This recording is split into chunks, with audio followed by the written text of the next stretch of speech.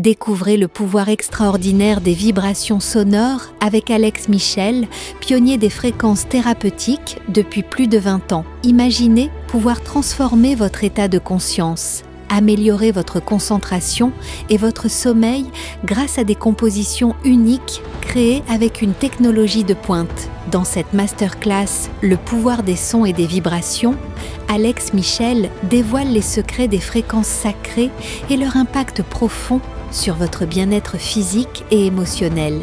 Pour assister à la masterclass, cliquez sur le lien en haut à droite de l'écran ou en description de cette vidéo. Donc il faut être conscient de ce qu'on pense, de quelles sont nos pensées. Que celles-ci reposent essentiellement sur l'illusion et du mensonge, car en fait on a une conscience quand même heuristique et on ne prend que certaines parties d'informations, pas la totalité, qu'on est effectivement noyé par plein d'informations.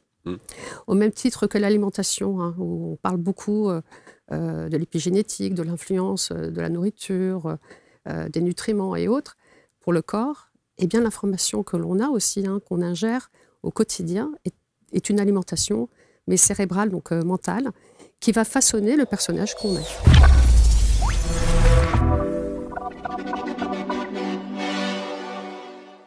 Bienvenue dans cette nouvelle rencontre avec mon invité où il sera question d'hypnose. En l'occurrence, c'est sans doute une des thématiques que vous demandez le plus souvent au travers des sondages que l'on vous propose. Elle s'appelle Nicoletta Popovic-Nicolai, maître praticienne en hypnose. On va parler d'hypnose humaniste et de coaching, puisque c'est la manière dont elle va pouvoir vous accompagner au travers de son expertise. Nicoletta, bonjour. Bonjour Marc. Vous allez bien? Très bien, et vous? Merci d'être là. On va parler d'hypnose parce que vous êtes... j'ai le sentiment que vous êtes un peu tombé dans la marmite. Dans l'hypnose? Dans l'hypnose? Un petit peu, oui. Un petit peu, un petit peu, et qu'une fois qu'on y est, quoi. C'est-à-dire que c'est devenu quelque chose de... C'est un prolongement de vous-même aujourd'hui, l'hypnose, tel que vous le pratiquez. Surtout que l'hypnose est un état naturel, en fait, humain. Donc oui, c'est quelque chose que j'ai découvert, en fait, suivant mon parcours, et qui m'a fascinée, en fait, dans la manière dont on peut effectivement l'utiliser. Et c'est d'ailleurs une séance d'hypnose qui a fait celle que vous êtes aujourd'hui. Exactement, c'est ça, oui. On va voir ça. On va voir également cette distinction que l'on fait souvent quand on parle d'hypnose. On parle d'hypnose humaniste. Oui. Donc il doit y avoir évidemment quelque chose de spécifique. Vous allez bien sûr nous l'expliquer. Et pourquoi est-ce qu'on précise aussi maître praticienne en hypnose ? Pourquoi hypnothérapeute, hypnologue Vous voyez ce que je veux dire? Oui, alors déjà sur cette distinction-là. Oui, c'est un titre qui m'a été donné en fait lorsque j'ai fait la formation. Au départ, je n'étais pas du tout de ce milieu-là. J'ai travaillé dans des entreprises pendant plus d'une vingtaine d'années en tant que responsable de département et autres. Et lorsque j'ai fait une formation complète auprès de l'IFHE, qui est une école extraordinaire dans laquelle on forme les gens à l'hypnose ericksonienne et l'hypnose humaniste. Et en fait, il y a plusieurs formes d'hypnose au niveau de la pratique. Quelle est la différence alors entre humaniste et ericksonienne? L'hypnose ericksonienne, c'est celle qui dissocie le conscient et l'inconscient et on suggère en fait, soit on fait des suggestions avec des métaphores isomorphiques. Enfin, c'est toute une technicité derrière qui est utilisée pour moi un peu plus par les psychologues, psychanalystes, psychiatres. Qui est sans doute la plus courante? Alors, c'est la plus ancienne. La plus ancienne. L'hypnose évolue comme tout, y compris nos croyances, tout évolue.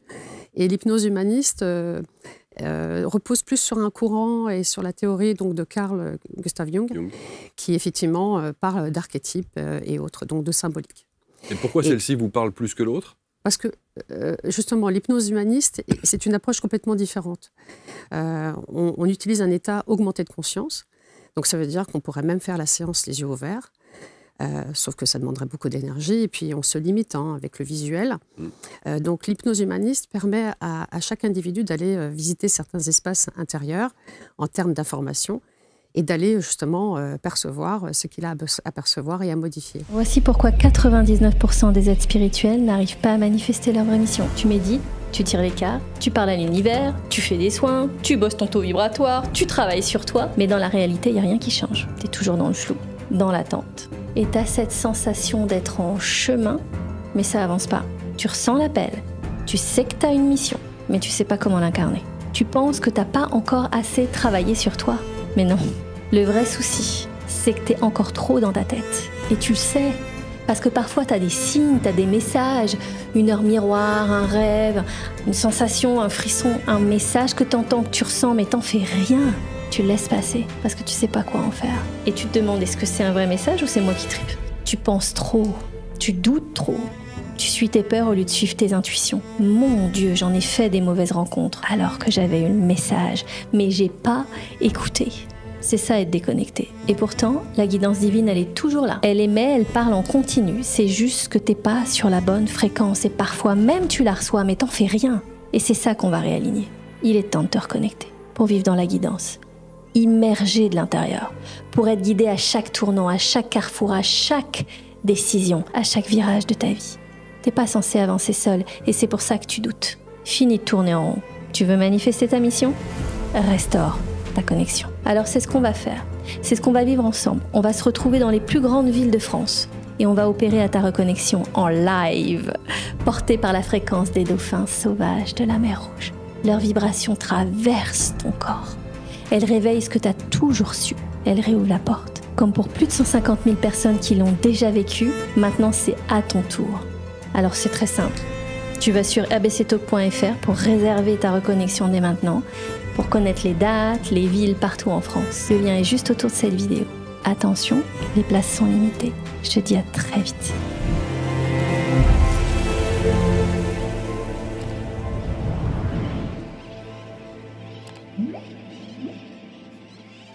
Alors on dit qu'un bon thérapeute commence par lui-même.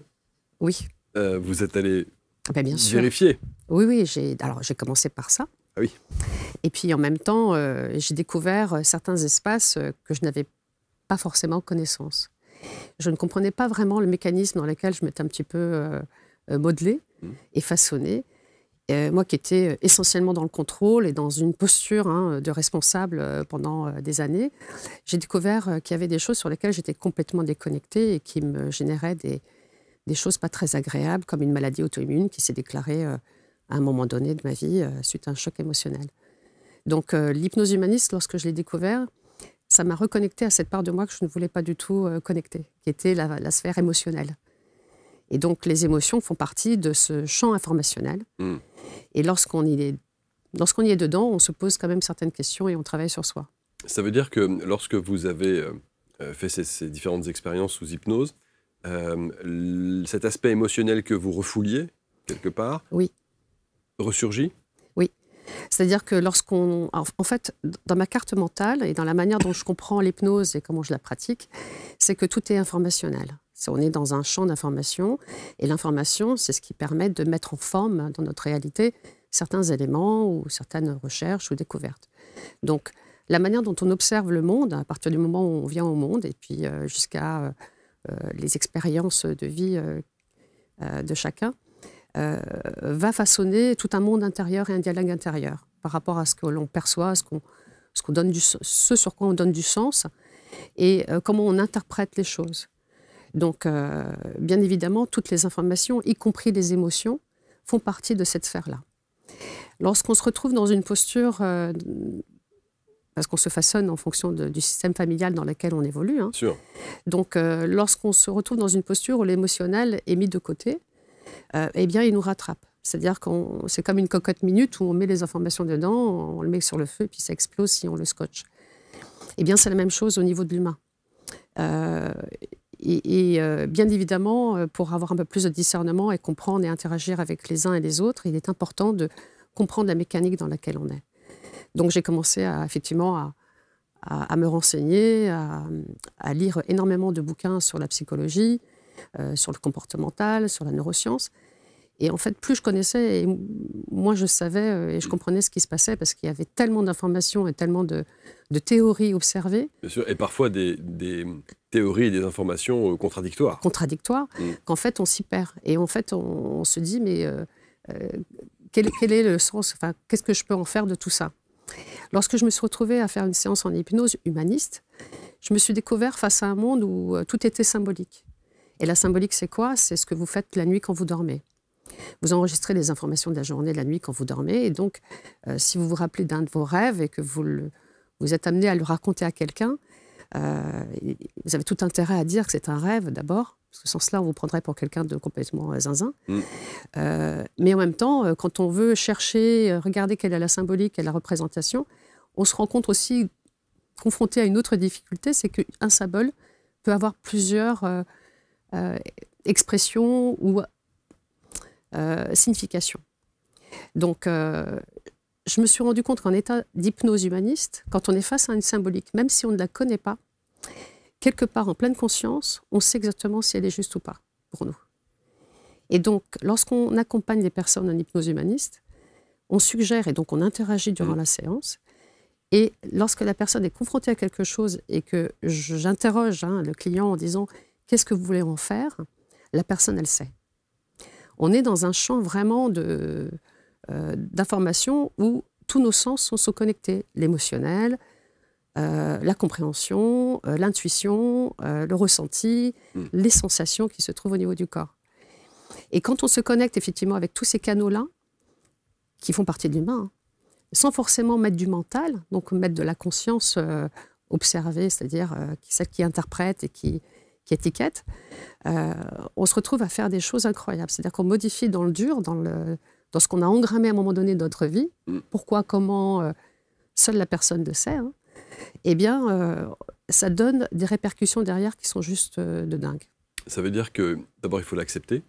Il faut accepter d'aller rechercher ces émotions parfois enfouies, parfois même inconscientes. Alors, ce que j'ai tendance à dire, moi, à mes clients, quand je les accompagne, c'est que véritablement, une émotion, c'est une information. Elle est utile juste pour banaliser un petit peu tout ça, c'est j'aime ou j'aime pas. Ce qui se passe en ce moment, à l'instant. On nous dit qu'il faut effectivement gérer nos émotions.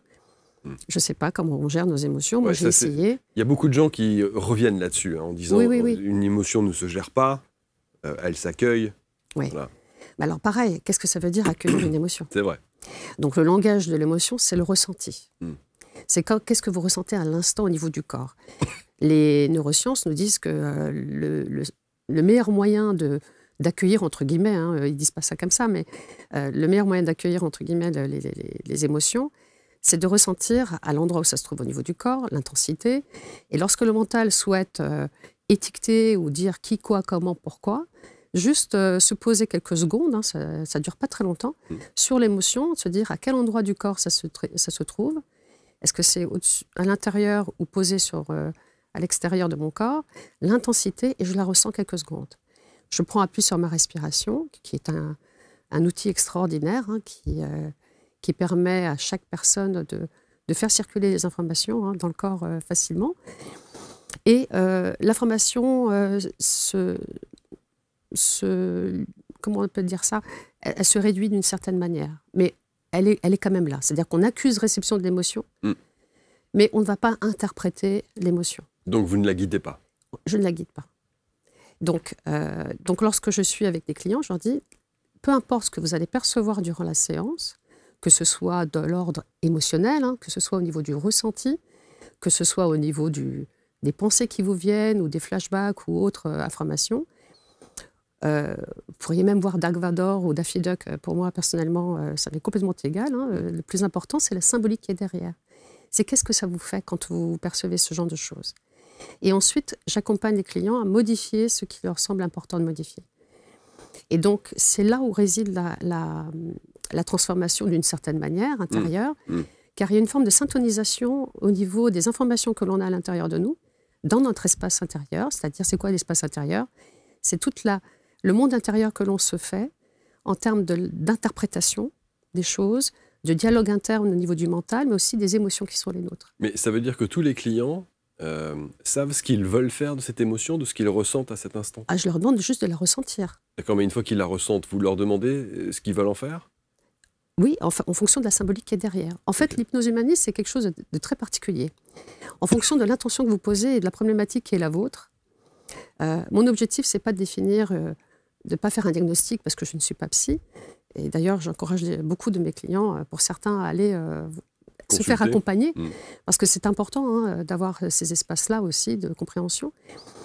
L'hypnose vient vraiment en complément et en même temps, ça permet vraiment à chaque personne qui se trouve figée et enfermée dans des croyances à ne pas voir certains schémas se répéter ou bien se retrouver bloqué, ou avoir le sentiment d'être bloqué, ou encore d'être enfermé dans quelque chose. Lorsqu'on est bloqué, c'est qu'on a une protection qui est quand même très forte, dans laquelle on a des peurs, hein, bien sûr. Lorsqu'on a le sentiment d'être enfermé, c'est tout simplement les croyances qui nous enferment. C'est un petit peu cette loyauté de conditionnement éducatif et sociétal qui nous emmène à être un petit peu enfermé dans quelque chose, on ne sait pas où aller, comme si on n'avait pas ces capacités, ces ressources, alors qu'on les a. Et lorsqu'une personne me dit « j'ai toujours les mêmes schémas qui se répètent, j'ai des difficultés avec l'argent, j'ai des difficultés avec la vie sentimentale », tout découle d'une information qui a été enregistrée à un moment donné de sa vie d'une certaine manière, d'une manière erronée. Ou alors c'est des cases vides qu'il faut remplir. Et alors comme elles sont vides, l'inconscient n'aime pas le vide, il va vouloir le compenser, le remplir d'une certaine manière. Donc il y a plein de comportements, il y a plein de choses qui vont venir compenser tout ça à l'extérieur. Sauf que cette quête extérieure, en fait, d'informations auprès des gens, des situations, n'amène pas le réajustement, en fait, et un parfait alignement à l'intérieur de soi. Donc il faut être conscient de ce qu'on pense, de quelles sont nos pensées, que celles-ci reposent essentiellement sur l'illusion et du mensonge, car en fait, on a une conscience quand même heuristique, et on ne prend que certaines parties d'informations, pas la totalité, qu'on est effectivement noyé par plein d'informations, au même titre que l'alimentation, hein, où on parle beaucoup de l'épigénétique, de l'influence de la nourriture, des nutriments et autres, pour le corps. Eh bien, l'information que l'on a aussi, hein, qu'on ingère au quotidien, est une alimentation, mais cérébrale, donc mentale, qui va façonner le personnage qu'on est. Mais ça, c'est pour ceux qui, j'allais dire, pendant la séance, savent où ils veulent aller. Oui. Ceux qui... Mais certains ne savent pas. Hein. Et c'est ce que j'allais vous demander. Non, certains ne savent pas. Ils savent quelle est l'intention qu'ils posent. Oui. Mais certains ne savent pas, ils sont perdus. Ils se disent, je ne sais pas, on m'a conseillé de venir vous voir, mais je ne sais pas comment vous pouvez m'aider. Et donc, les questions que je pose avant la séance me permettent de voir dans quel espace informationnel il faut qu'on aille. Parce qu'en fait, il y a tellement d'informations.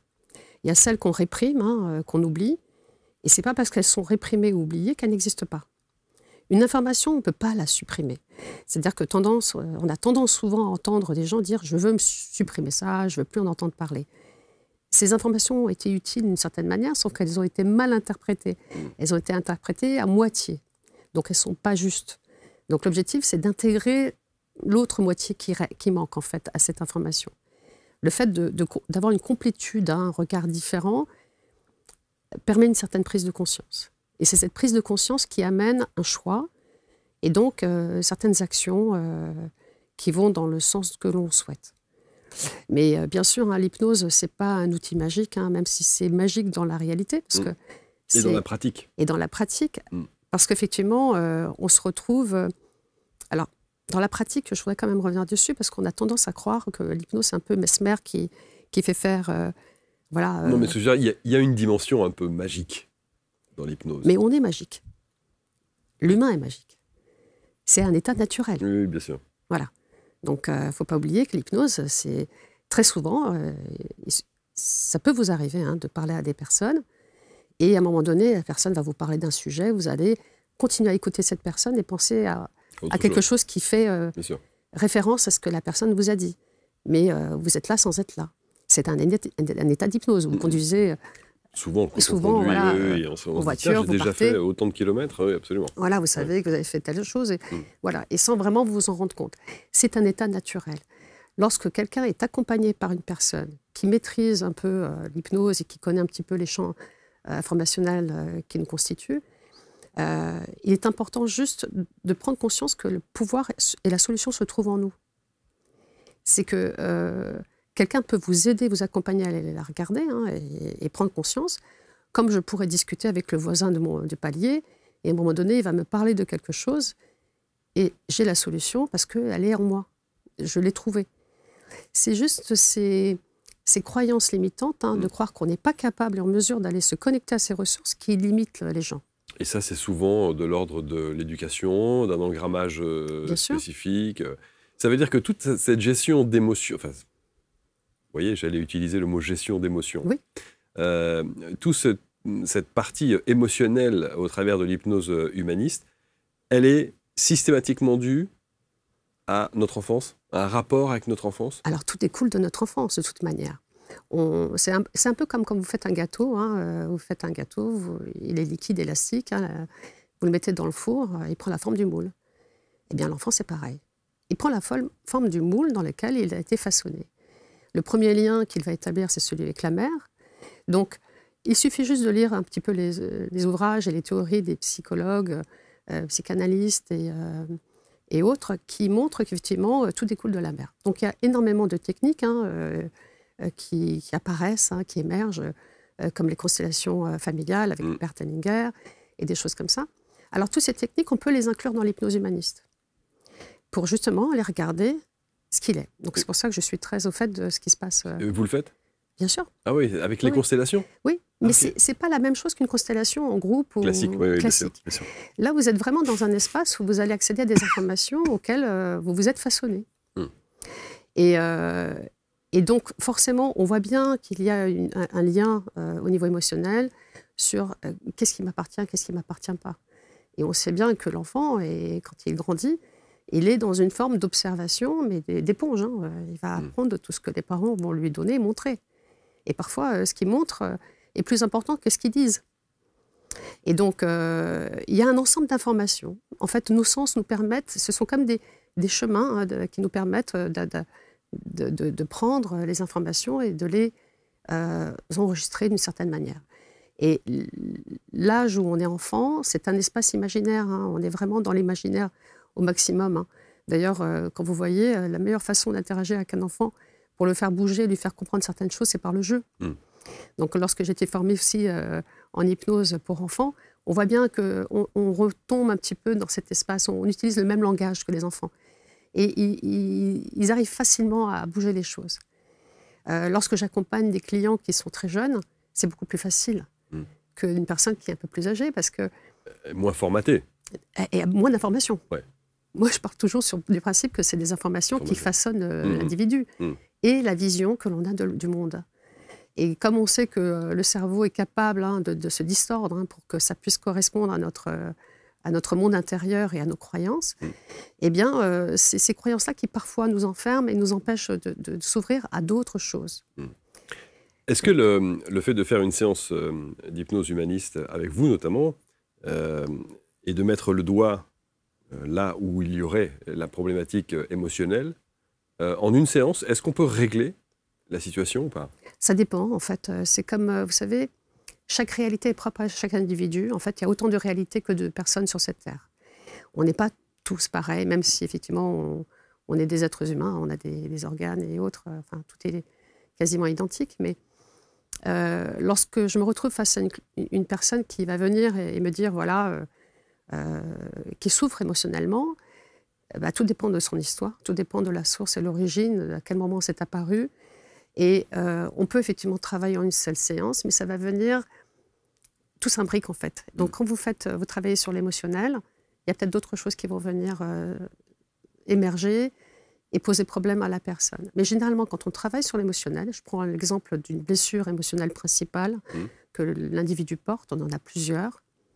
Mais si vous avez par exemple souffert d'abandon ou de rejet dans votre enfance, lorsqu'on va aller chercher, alors moi je ne vais pas spécifiquement aller chercher cette blessure, j'utilise des termes très larges, car le verbe accompagne l'inconscient à aller montrer à la personne ce dont il a besoin. Donc, lorsque je parle de blessure émotionnelle, ce qui apparaît, j'essaie d'éviter de mettre des étiquettes. Généralement, il y a une personne qui n'arrêtait pas de... J'ai souvenir d'une personne qui m'a dit j'ai souffert d'abandon, j'ai été abandonnée, je me sens abandonnée dans mon quotidien. Et en fait, c'est une autre chose qui s'est présentée. Donc ça veut dire que ça n'était pas la blessure d'abandon, sa problématique majeure? Dans ce cas de figure, c'était une blessure en lien avec la maltraitance, okay. Donc qui résonnait davantage que l'abandon. Alors bien sûr, ça ne veut pas dire pour autant que la blessure d'abandon n'était pas là. Mais elle avait tellement conscientisé, elle s'est tellement agrippée à ça, qu'en fait, elle s'est construite à travers ce sentiment d'être abandonnée. Donc elle-même, elle s'auto-sabotait. Alors que lorsqu'on a effectivement la possibilité d'aller investiguer et questionner l'inconscient, notre part inconscient, c'est celle qui est la plus rapide, c'est celle qui dirige notre vie, eh bien, en fait, on se rend compte que c'est autre chose qui se présente. Et donc, lorsqu'on prend conscience émotionnellement dans la charge dans laquelle on se trouve et qu'est-ce que ça fait en soi, eh bien, ça amène un meilleur discernement, une meilleure lucidité sur tout le reste. Ce qui fait qu'en fait, on n'a pas besoin d'aller dans une régression dans le temps. On n'a pas besoin d'aller, comme avec l'hypnose ericksonienne, hein, on n'a pas besoin d'aller se voir petite, enfant, ou se représenter son petit soi quand on était enfant aussi. Bon, chacun sa méthode, hein. Mais là, dans l'hypnose humaniste, on fait appel à la représentation symbolique de cette émotion. Qu'est-ce que ça veut dire? C'est un peu comme un enfant qui dessine son père, sa mère et lui sur un dessin. Ce dessin qui représente la famille n'est qu'une simple représentation. Ce n'est pas lui, ni sa mère, ni son père. Eh bien, c'est la même chose en hypnose humaniste. Ce qui est proposé, c'est un peu ce qui est proposé dans un rêve ou dans un cauchemar, si vous en faites. Et ce qui apparaît, bah forcément, des fois, ça peut déranger, ça peut interroger, ça peut faire en sorte d'être un peu étrange. Est-ce qu'on peut refuser d'aller interroger cette mémoire émotionnelle pendant la séance? Oui, enfin, tout est possible. Hein. Il n'y a pas d'obligation. La personne est en plein pouvoir de ses capacités. Ça, c'est important à signaler. Oui. Ouais. Parfois, je leur dis, si vous ouvrez les yeux, c'est OK, hein. Pas de souci. Mais prenez appui sur votre respiration. La respiration, c'est quelque chose d'extrêmement précieux et c'est gratuit. C'est peut-être parce que c'est gratuit qu'on a tendance à pas trop faire attention, à négliger. Alors que c'est super important et ça fait partie de l'humain. Donc, lorsqu'on se retrouve face à une émotion très forte, et j'ai souvenir d'avoir accompagné des personnes qui ont été vraiment cabossées par la vie, qui ont eu une enfance pas terrible.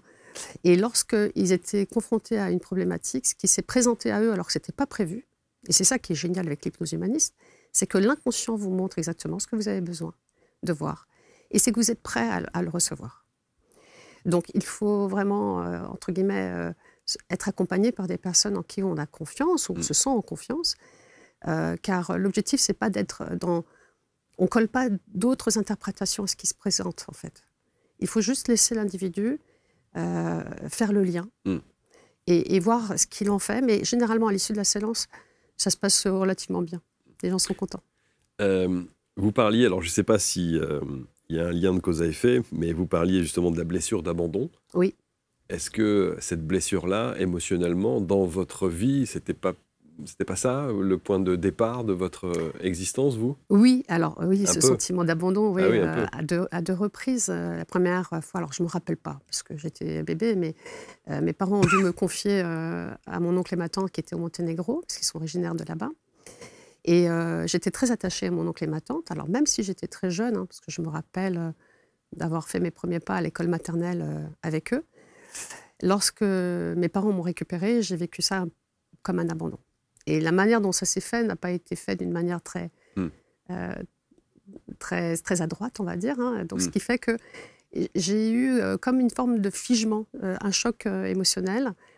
Lorsque, effectivement, vous vous endormez petite dans la voiture de votre oncle et votre tante et vous vous réveillez dans la voiture de vos parents et vous ne comprenez pas ce qui se passe parce que ce n'était pas prévu, eh bien, on est dans une forme de figement de la situation et on a une charge émotionnelle qui fait que comme on n'ose pas l'exprimer parce qu'on est dans la peur, celle-ci, on la traîne un peu tout au long de sa vie. C'est ce que vous avez fait? C'est ce que j'ai fait. C'est pour ça que je me suis un petit peu dissociée aussi de mes émotions. C'est-à-dire que je suis passée d'un environnement qui était extrêmement agréable, où le couple fonctionnait bien, à un environnement où c'est un peu plus chaotique. Parce que des parents qui... vous imaginez un petit peu les personnes qui sont déracinées, hein, qui vont dans un autre pays, où ils doivent apprendre la langue, ils doivent travailler. C'est pas forcément très évident. J'avais une mère qui était extrêmement stressée, qui n'était pas forcément très épanouie dans sa relation de couple. Donc, toutes ces informations et ces observations que j'ai faites m'ont amenée à me dire, moi, il faut que je gère mes émotions d'une certaine manière. Donc, et c'est vrai qu'il y a eu des événements qui n'ont pas été très agréables. Donc, bien sûr, ce sentiment d'abandon a été là. Et c'est ça qui était assez surprenant quand j'ai fait une séance en hypnose humaniste, c'est que je suis allée visiter cet espace-là, alors que ce n'était pas du tout prévu au départ. J'étais partie en me disant, il y a probablement une méthode qui peut m'aider à essayer de me sentir mieux par rapport à cette maladie auto-immune que j'ai déclarée médicalement. Et en fait, je me suis rendu compte que j'étais face à quelque chose que je n'avais pas forcément envie de voir et sur lequel je n'étais pas prête. Donc, ça a été un petit peu remuant, on va dire, oui. Mais en même temps très intéressant. Mais il faut s'attendre à ça. C'est pour ça que c'est très important de savoir quelle est l'intention qu'on pose à l'issue d'un accompagnement. Parce que si vous posez une intention et que derrière vous allez visiter autre chose, déjà il faut accepter aussi que vous ayez visité autre chose alors que ce n'était pas du tout ça que vous vouliez au départ. Mais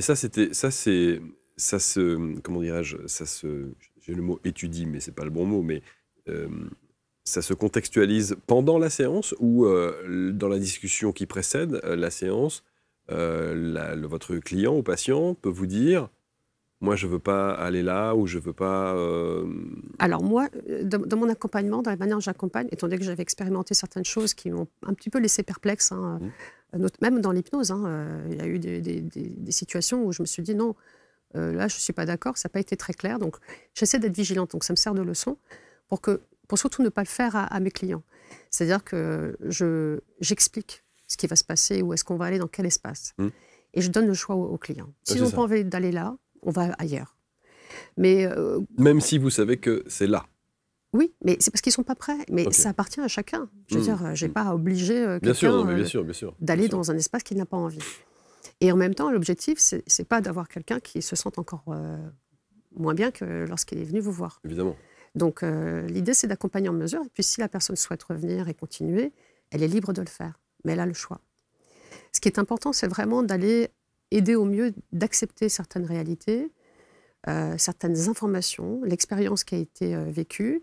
On ne peut pas revenir en arrière, on ne peut pas refaire le passé.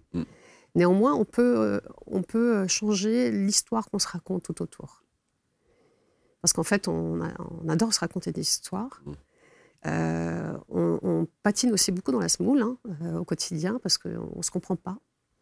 Et l'hypnose humaniste permet vraiment à chaque individu de mieux se comprendre, de comprendre le mécanisme, de comprendre le système dans lequel il est en train de rejouer un peu par transposition certaines choses, ce qu'on colle à certaines personnes, alors que ce n'est pas du tout ça. Mais c'est quelque chose qui vient du passé. Donc tout ça, c'est super intéressant parce que ça amène vraiment à avoir un peu plus de clarté, de lucidité sur les choses. Est-ce que cette clarté, vous avez vu des transformations chez les gens ? Oui. Alors, il y en a certains qui me donnent pas de nouvelles, donc je ne sais pas. Mais j'ai eu des très beaux témoignages, encore cette semaine, de clientes et de clients qui me disent qu'ils se sont transformés et ils pensent que c'est moi qui les ai aidés par magie, alors que non, c'est eux qui ont réussi d'une certaine manière. Moi, j'ai fait 50% du travail, mais les 50% autres, les plus importants, c'est l'individu qui le fait. C'est-à-dire qu'il faut vraiment avoir une envie de modifier des choses ou de se dire c'est bon, j'ai expérimenté assez la galère, j'ai envie de vivre quelque chose de différent. Donc, est-ce qu'il faut qu'on aille regarder cette loyauté familiale qui nous accroche ? Est-ce que c'est l'estime de soi qu'il faut aller visiter ? Est-ce que c'est… Tout dépend de chaque individu. Majoritairement, les gens savent pourquoi ils viennent ? Alors, ils savent quel est leur problème, en tout cas. Après, pourquoi ils viennent des fois, il y en a certains, ils entendent parler d'autres personnes qui ont fait ce genre d'accompagnement et ils se sont dit, pourquoi pas moi ? Je vais essayer. Il y en a certains qui vont me dire, c'est la dernière méthode que j'utilise, là, j'en peux plus. Je fais que travailler sur moi. En fait, ce n'est pas un travail sur soi dans le sens labeur ou effort à fournir. C'est juste une meilleure compréhension du mécanisme dans lequel on est un petit peu façonné, si je puis dire. Oui, on est façonné, clairement. Voilà. Donc, et c'est vrai que parfois, on peut être surpris que le simple fait d'accepter certaines choses amène à un dénouement de la situation. Plus on s'oppose à quelque chose intérieurement, à quelqu'un ou à une personne, une situation, et plus on le répète. Vous faites les enfants ? Alors, j'ai fait des enfants quand j'étais en cabinet, et puis je me suis rendu compte qu'en visio, c'était pas ça. Les enfants, ils aiment le jeu, l'interaction, donc je fais essentiellement maintenant des accompagnements adultes et adolescents. Adulte-adolescent, parce que j'avais eu effectivement une information il y a quelque temps de cela sur notamment cette thématique de l'hypnose et des enfants. Il y a des gens qui s'insurgent contre ça en disant qu'il vaut mieux aller faire consulter un enfant auprès d'un spécialiste comme un psy ou psychologue plutôt que lui faire une séance d'hypnose. Oui, alors ça classique. dépend quel type d'hypnose. Hein, je pense. Honnêtement, pour un enfant, moi j'ai tendance à me dire qu'il est préférable plutôt de proposer aux parents de se faire accompagner. Parce qu'en fait, quand les parents ne vont pas bien, l'enfant ne va pas bien. Donc on essaie de résoudre les problématiques chez l'enfant, mais il faut d'abord commencer par les parents. Soit dans la relation de couple, soit individuellement. Mais la plupart du temps, c'est plutôt les parents qu'il faut aller accompagner. Les enfants, quant à eux, l'hypnose humaniste, c'est un espace de jeu. Et alors là, pour le coup, les enfants, on peut faire la séance les yeux ouverts. On n'a pas besoin de leur faire la séance les yeux fermés. Et comme ils sont déjà dans leur espace imaginaire, hein, ils sont en connexion directe. Clairement. Donc là, vous pouvez suggérer des choses qui soient positives pour eux, mais vous pouvez le faire dans votre quotidien quand vous jouez avec quelqu'un, avec un enfant. Eh bien, automatiquement, ça percute et ça intègre.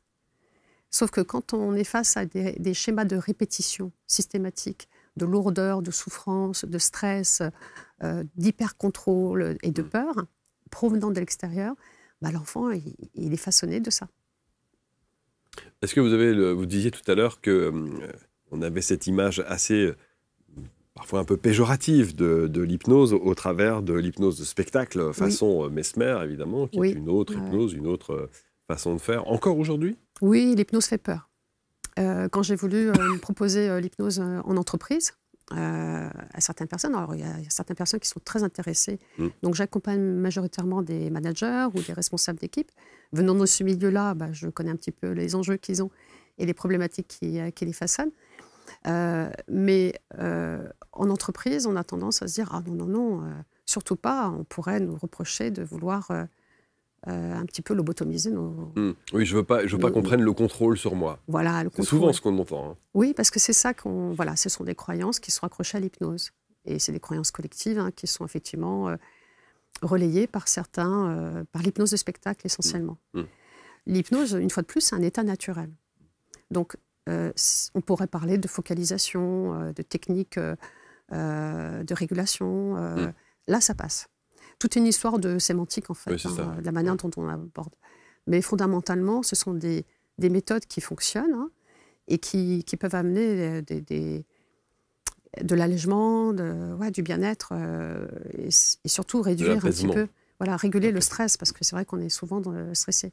Plus on est dans le contrôle et plus on est dans le stress. Alors, il y a aussi, dans les clichés sur l'hypnose, évidemment, cette phrase qui dit... vous avez sans doute dans votre entourage, quelque part, quelqu'un qui dit « Mais moi, l'hypnose, c'est pas pour moi, je ne suis pas hypnotisable. » Tout le monde l'est ? Oui, enfin, on rêve tous. Donc, on est hypnotisable. Certains vont dire « Oui, mais moi, je ne me rappelle pas de mes rêves. » C'est pas pour autant que vous ne rêvez pas. C'est un mécanisme normal du cerveau qui permet de stocker, et de faire le tri et de jeter les déchets quand il y a besoin, mais la nuit quand on dort. Donc oui, ça fait partie du système. Moi, je pense qu'il faut vraiment laisser la personne avoir envie d'expérimenter et être curieux.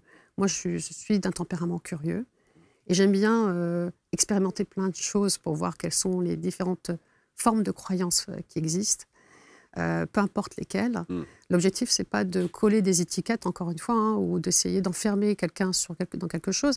C'est de se dire, à partir du moment où il y a une croyance qui est émise par deux personnes, pour moi, elle est collective. C'est-à-dire que deux personnes, c'est un égrégore d'informations qui existe. Ça peut être dans la tête de quelqu'un, elle existe. Ce qui m'intéresse, c'est plutôt qu'est-ce qu'elle ressent quand elle croit à ça. Qu'est-ce qui se passe dans son monde intérieur quand on est accroché à des informations comme celle-là. Donc effectivement, je comprends que certaines personnes disent « je ne suis pas hypnotisable », mais c'est faux. L'inconscient, il a sa propre logique, qui diffère de la part logique du conscient. Donc on a du mal à se comprendre déjà, soi-même. Parce que ce qu'on a engrammé dans l'inconscient, ce n'est pas la même chose que notre part consciente. La façon dont on engramme les choses dans l'inconscient, ce sont des associations de mots, un peu comme un algorithme en fait. Donc, ça plus ça plus ça est égal ça. Et donc, un raccourci, par les biais de raccourcis cognitifs qui qui sont propres à l'humain, vont venir déclencher des comportements et des attitudes et une façon de faire. Et ce qui est intéressant, c'est quand on va aller justement visiter ça, plus ça, plus ça, qu'on trouve la réponse à des problèmes dans lesquels on a tendance à répéter certains schémas. Est-ce que vous avez l'expérience et le recul pour dire qu'il y a parfois des choses que l'on ne peut pas gérer avec l'hypnose humaniste? Oui, on peut pas traiter, par exemple, des personnes qui sont schizophrènes, par exemple, ou qui ont des troubles de bipolarité, mais extrêmes. Honnêtement, je refuse certaines personnes en termes d'accompagnement parce que je sais que ce n'est pas leur rendre service. Ah oui. Ben oui. Et en même temps, j'avais vraiment envie de comprendre un peu la mécanique et j'avais fait une formation d'une semaine avec un psychanalyste pour comprendre toutes les psychopathologies possibles et si elles étaient en phase avec l'hypnose. Dans quelle mesure on peut en faire, dans quelle mesure on ne peut pas accompagner certaines personnes. Il est évident qu'il y a certaines personnes qui sont plus cabossées que d'autres.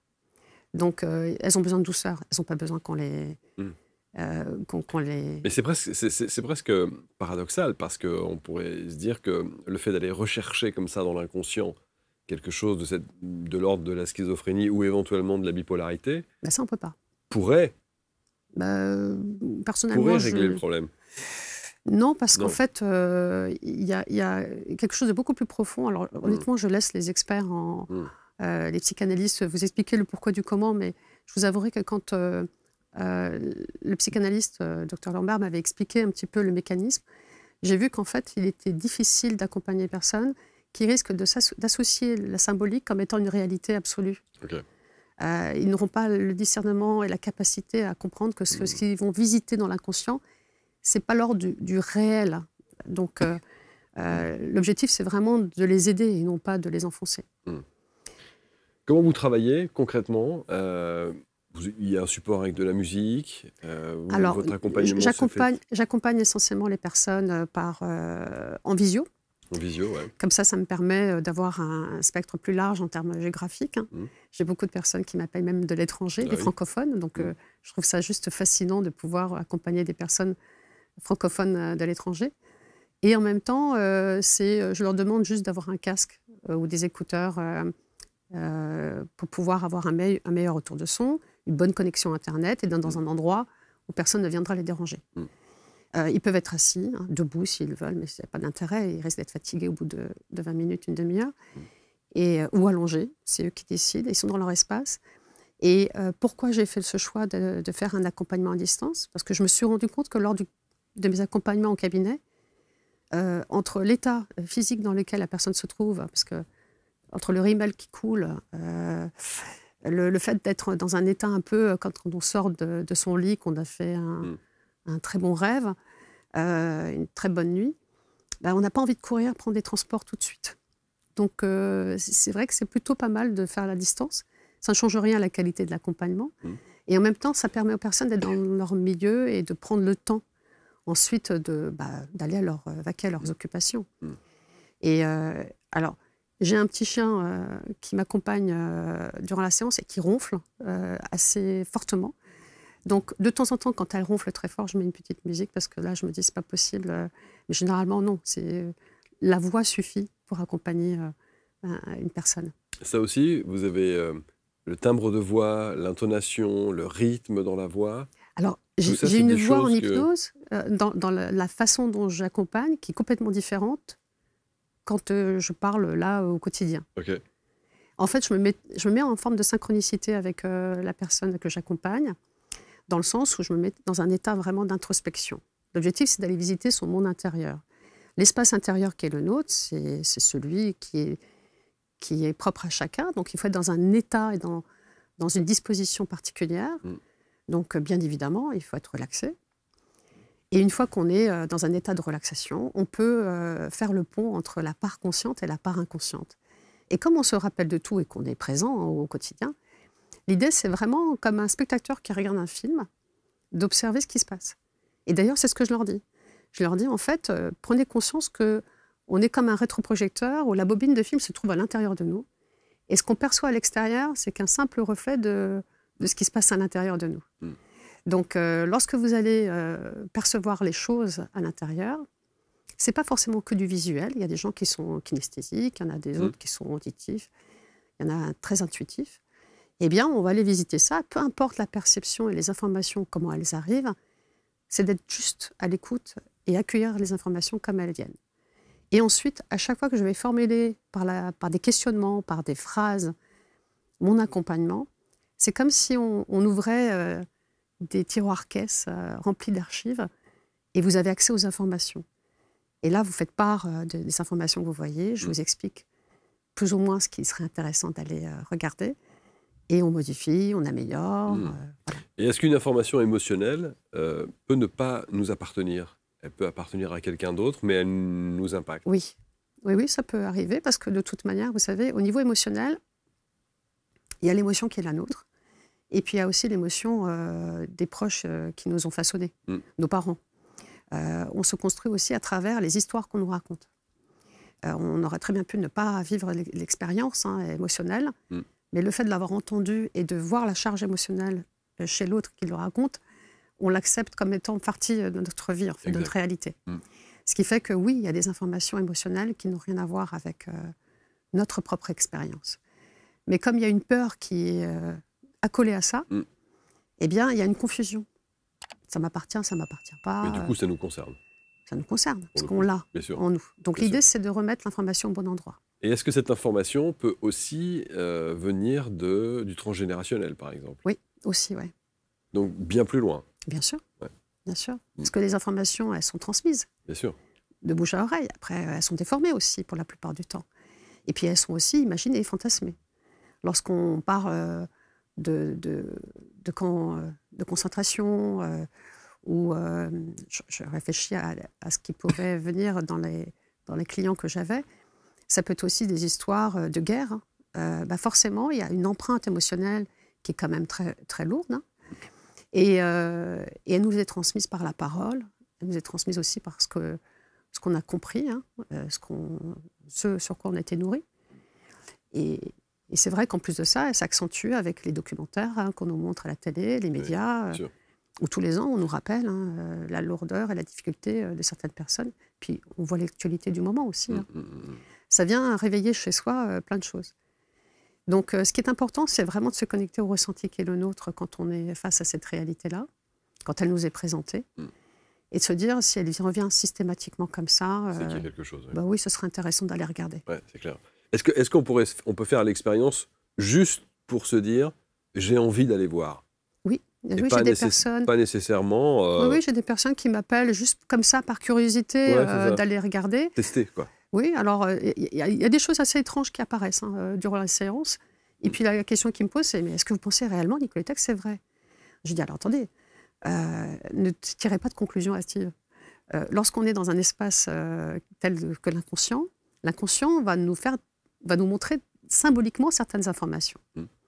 Et cette représentation ou ces informations que vous avez captées, peut-être qu'elles sont vraies, peut-être qu'elles sont juste de l'ordre d'une information qu'on ne vous a pas transmise et qui apparaît comme ça. Et il faut aller creuser, il faut aller investiguer, ne restez pas accolé à cette information comme étant une réalité. Le plus important, c'est qu'est-ce que vous en faites de cette information. Et surtout, est-ce que ça vous parle? À quoi ça fait écho? À quoi ça fait référence? Qu'est-ce que vous ressentez?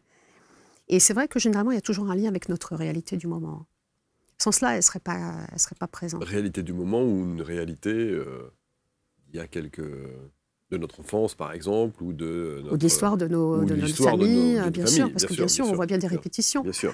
De toute façon, si vous voulez... ça n'arrive pas par hasard. Quoi. Mais non, c'est sûr. Bien sûr. Et puis de toute manière, si vous voulez vraiment chercher à trouver des liens et des similitudes, vous allez en trouver. Plus on cherche, plus on trouve. Donc, à partir du moment où vous voulez vraiment faire correspondre quelque chose à ce que vous avez à l'intérieur de vous, en termes d'information, vous allez trouver quelque chose qui fera écho et résonance. Le plus important, c'est qu'est-ce que vous voulez en faire de tout ça, une fois de plus.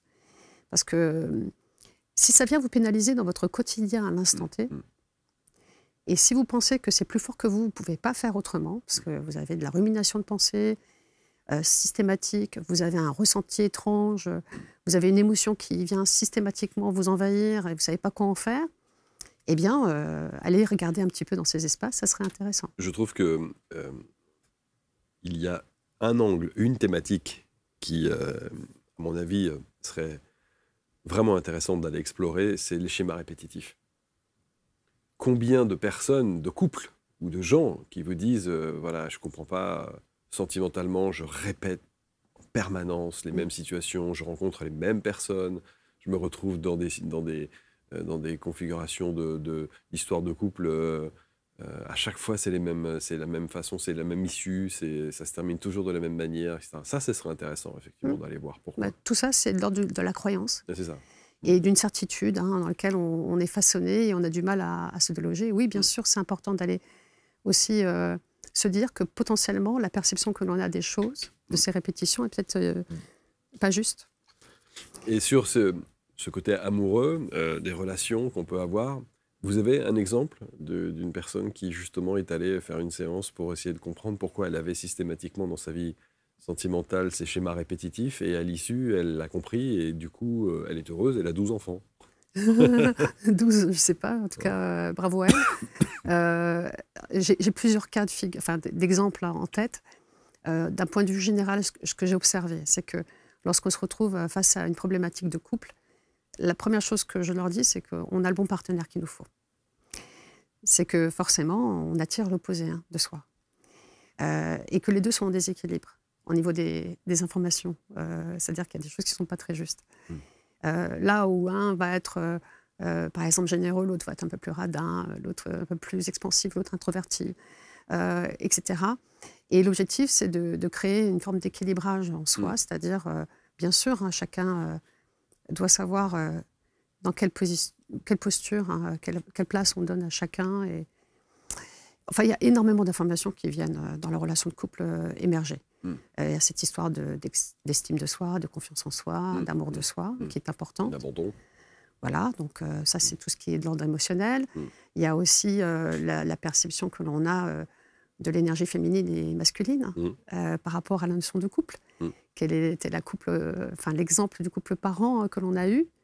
Qu'est-ce qu'on souhaite reproduire ou faire à l'opposé? De toute manière, que l'on souhaite reproduire ou faire à l'opposé, le résultat est le même. Donc l'idée, c'est d'être un petit peu conscient que plus on est en attente et plus c'est l'enfant intérieur un petit peu en nous qui parle, plus on est dans une forme de nécessité absolue que l'autre nous apporte cet amour, et plus il y a besoin aussi d'aller se reconnecter à cet espace qui est en nous. Il est toujours là. C'est juste qu'il est trop encombré par des histoires qu'on se raconte et qui sont plutôt lourdes. Et puis aussi comprendre les mécanismes dans lesquels on se façonne, qui peut être aussi en lien avec une forme de loyauté familiale. Manifester dans sa vie ce qu'on désire vraiment au lieu de manifester nos croyances inconscientes. Oui. Voilà, ça, c'est effectivement, c'est le résumé sans doute de cet échange. Alors, il y a votre site internet, on va mettre tout cela autour de la vidéo pour que les gens puissent prendre contact avec vous, et puis le faire à distance, parce que ça aussi, c'est important. Oui, tout à fait. De savoir ça. Merci infiniment. Merci, Marc. C'est passionnant. On sent que, bien entendu, vous avez la maîtrise du sujet, parce que ça fait plus de 20 ans maintenant que vous travaillez dans cette dimension. Ah non, pas du tout. Plus que ça, non? Non, moins. Ah, j'avais ça, moi, comme information. Non, plus de 20 ans d'expérience. Ah non, vous aviez 20 ans d'expérience dans une autre vie. Autant pour moi. Exactement. Ouais, absolument. Non, ça fait quelques années que je pratique l'hypnose, mais non, c'est pas du tout dans cette sphère-là. Merci beaucoup, Nicoletta. Merci, Marc. Merci infiniment. Commentez, évidemment, ça va l'être avec bienveillance, comme toujours. Vous partagez, et nous, on se retrouve très vite pour une prochaine rencontre. Salut à tous.